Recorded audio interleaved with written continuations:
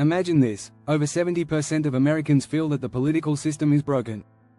Yet, many still believe they can change it from the inside. The truth? You're more likely to win the lottery than to reform the system as a politician. Shocking, right? Here's another startling fact: a study from Princeton University found that ordinary citizens have almost no influence on policy decisions. Instead, it's the wealthy elite who shape the laws that govern us. With money and power on their side, they ensure that the status quo stays intact. So, what does this mean for anyone hoping for change? It means that trying to reform the system from within is not just difficult, it's often a fool's errand. Instead, we need to think outside the box. In this video, we'll explore why relying on politicians often leads to disappointment. We'll uncover the gatekeepers who protect the old ways and look at the power of grassroots movements. Plus, we'll dive into the bold alternatives being built outside of traditional politics. Are you ready to challenge everything you think you know about political change? Buckle up, it's time to rethink the rules of the game. Chapter 1: The Illusion of Influence. Why, inside, power is a mirage. We often hear people say, change the system from within. But how often does that actually happen? Not as much as you'd think. In fact, once you're inside the system, you quickly realize just how little control you have. The system isn't designed to be changed, it's designed to protect itself. Take a look at Barack Obama. When he was elected, there was hope that he would bring radical change. Yet, many of his biggest campaign promises, like closing Guantanamo Bay, never materialized. Why? He was blocked at every turn by the very system he was supposed to be in charge of. This isn't just a modern problem. Historian Howard Zinn said, "You can't be neutral on a moving train." The system moves in its own direction, and no single person can steer it, no matter how powerful they seem. This is what we call the illusion of influence. You think you have power because you're inside, but it's not real. Here's an interesting stat. In 2014, a study by Princeton University found that the opinions of average Americans have little to no impact on US policy decisions. Meanwhile, the opinions of wealthy elites and business interests carry significant weight. It's no wonder that change from within feels impossible when the deck is stacked like this. The truth is, institutions are built to resist change. They have safeguards, bureaucrats, lobbyists, and even the media, that keep the status quo intact. If you're an insider, you're forced to navigate through layers of gatekeepers. And that brings us to the next chapter: the people who make sure the system stays just the way it is. Chapter 2: Meet the Gatekeepers. How the system protects itself. So, who are the gatekeepers? These are the people or groups who benefit from the system staying exactly the way it is. Their job is to protect it, and by extension, themselves, from real change. Let's take corporate lobbyists, for example. According to OpenSecrets.org, in 2023, corporate lobbying spending hit a record high of over $3.7 billion in the US. That's a massive amount of money spent to influence politicians and make sure laws favor big business, not everyday citizens. So when a politician tries to push for something radical, the gatekeepers are there to say, "Not so fast." Political parties themselves can act as gatekeepers. Even candidates who seem like they're for the people are often selected by party elites long before voters even hear about them. In the 2016 election, leaked emails revealed how the Democratic National Committee worked behind the scenes to favor Hillary Clinton over Bernie Sanders. And let's not forget the media. Mainstream news outlets, which are often owned by big corporations, play a major role in shaping the narrative. If a political candidate or movement challenges the status quo too much, they're often portrayed as radical or unrealistic. Take the case of Jeremy Corbyn in the UK. Despite his policies being popular with many voters, the media painted him as unelectable. The system also uses fear. If you're part of it, the threat of losing your position, influence, or even livelihood keeps you in line. As a result, real change is usually stifled before it even begins. The gatekeepers are like the immune system of the political world. They attack anything that looks like a threat. But this isn't just about blocking individual politicians. It's about blocking entire movements that could shift the balance of power. And that brings us to a critical question: if you can't reform the system from the inside, what's the alternative? Chapter 3: Revolution versus Reform. The real path to change. If working within the system doesn't work, then maybe it's time to consider going outside it.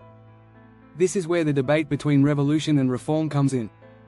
Which one actually leads to real, lasting change? Let's start with reform. Reform is slow. It's about making small adjustments over time. Think of it like chipping away at a huge boulder with a tiny hammer. Sometimes, reform works. Look at the civil rights movement in the US. It was able to push through major reforms like the Civil Rights Act of 1964. But even that took years of protests, marches, and pressure from outside the system. However, incremental reform can also be a trap. While you're waiting for small changes to add up, the system is working overtime to maintain its structure. As philosopher Slavoj Žižek put it, the problem is not corruption or greed. The problem is the system that pushes you to be corrupt. So even the reforms we get can feel like a band-aid on a much deeper wound. On the other hand, revolutions, though rare, are what often lead to significant, immediate changes. The French Revolution, for example, completely upended centuries of monarchy and reshaped France in just a few years. Even more recently, the Arab Spring saw several governments toppled in a wave of protests that spread across the Middle East. But revolutions come with risks. They're chaotic, unpredictable, and sometimes they fail. The Occupy Wall Street movement, which began as a powerful push against economic inequality, fizzled out because it didn't have clear leadership or a solid plan for the aftermath. So, what's the better strategy? The answer might be both. You need a revolutionary mindset to push for bold changes, but you also need reform to build the foundation for those changes. The trick is knowing when reform is just slowing things down, and when a more radical approach is necessary. When you look at the big picture, it's clear that playing by the system's rules will never lead to the kind of change people hope for. To truly shift the balance of power, we need to break out of the system's grip, whether that's through movements, revolutions, or building new structures entirely. If you're enjoying this content, make sure to hit that subscribe button. You won't want to miss what's coming up next. Chapter 4: Why Outsiders Win. The power of movements, not politicians. Politicians love to promise change, but it's often the outsiders, those not tied to the system, who actually make it happen. History shows us that real transformation rarely starts in the halls of power. Instead, it begins with grassroots movements, people organizing outside the traditional structures. Take the civil rights movement. It wasn't politicians who first pushed for equal rights, it was ordinary citizens, activists, and organizations like the NAACP. They staged boycotts, marches, and sit-ins, forcing the government to respond. Martin Luther King Jr. didn't hold political office, but his leadership in the movement led to sweeping changes in US law. Another powerful example is the labor movement. In the early 20th century, workers fought for better wages and working conditions. They didn't wait for politicians to fix things, they went on strike and formed unions. The result? Laws like the Fair Labor Standards Act, which established minimum wage and limited working hours, came only after massive pressure from the outside. In fact, movements often act as a catalyst for political action. Without the pressure, politicians tend to stall. According to research from Erica Chenoweth, nonviolent movements are twice as likely to succeed as violent ones, and they don't need huge numbers to make an impact. Even a small group, around 3.5% of the population, can be enough to topple a regime or push for change. Movements have one big advantage over individual politicians: they're decentralized. There isn't just one leader who can be silenced or co-opted. Instead, movements rely on collective action, making them harder to stop. This is why the system struggles to deal with them. The Occupy Wall Street movement, while criticized for its lack of leadership, shifted the global conversation about inequality, showing that movements don't need to follow traditional rules to be effective. The lesson is clear. Change comes when people unite around a cause, not when they rely on politicians to do it for them. Outsiders aren't limited by the rules of the system, and that freedom is what makes them powerful. Chapter 5: The Cost of Compliance. How playing the game changes you. The system doesn't just resist change, it changes you. Politicians who enter the system with the best intentions often find themselves playing by the system's rules. Over time, the compromises add up, and they lose sight of their original goals. This is what some call the price of admission. There's a famous quote by Noam Chomsky: "The smart way to keep people passive and obedient is to strictly limit the spectrum of acceptable opinion." Once inside the system, politicians are pressured to fit within that narrow spectrum. They can't push too hard without risking their career, so they start making small compromises. Before long, those compromises turn into major concessions. Look at Alexandria Ocasio-Cortez. She entered Congress as a firebrand progressive, promising to shake things up. But after just a few years, critics accused her of softening her stance, especially when it came to controversial issues like defense spending. This isn't unique to AOC, it happens to almost every politician who tries to navigate the system from within. Another example is Tony Blair, who came into power in the UK as a reformer with big ideas.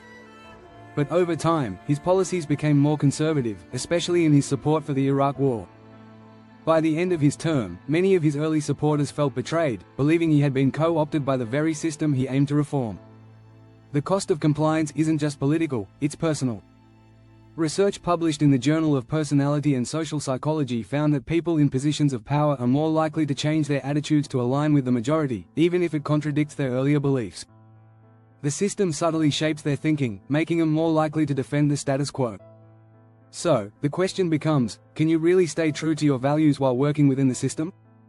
The answer, more often than not, is no. The system is designed to wear down resistance, and playing by its rules usually means compromising what you once stood for. If you found this content valuable, make sure to subscribe for more insights on political change and how you can be part of the solution. Let's continue this journey together.